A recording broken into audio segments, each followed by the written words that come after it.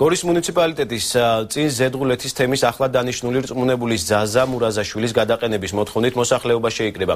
მათი თქმით, მურაზაშვილი წლების მანძილზე ერთიანი ნაციონალური მოძრაობის ინტერესებს ატარებდა. ზედღულეთელების განცხადებით, სოფლისთვის გამგებლის თანამდებობაზე სასურველი დავით ცერცვაძის კანდიდატურა იყო, თუმცა მოსახლეობის სურვილი არავის გაუთვალისწინებია. გორის მუნიციპალიტეტის გამგებლის პაპუნა კობერიძის განცხადებით, იგი თავად შეხვდა ზედღულეთის მოსახლეობას, თუმცა მისივე თქმით, ამ დროისთვის საკადრო ცვლილებები ვერ განხორციელდება. მათი მოთხოვნის შეუსრულებლობის შემთხვევაში ზეგდულეთის მოსახლეობა პროტესტის უკიდურესი ზომების გამოყენებას აპირებს.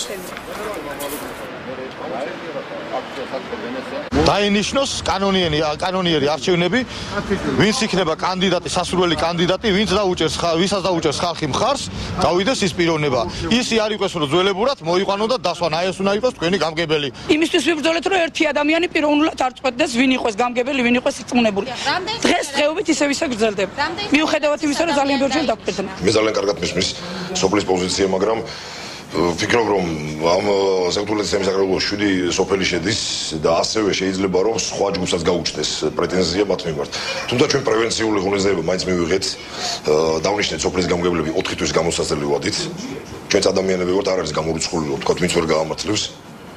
მინამდვილად პირდებით, რომ ის ადამიანები ვინც ვერ გაამართლებს, შეიცვლიებენ აუცილებლად.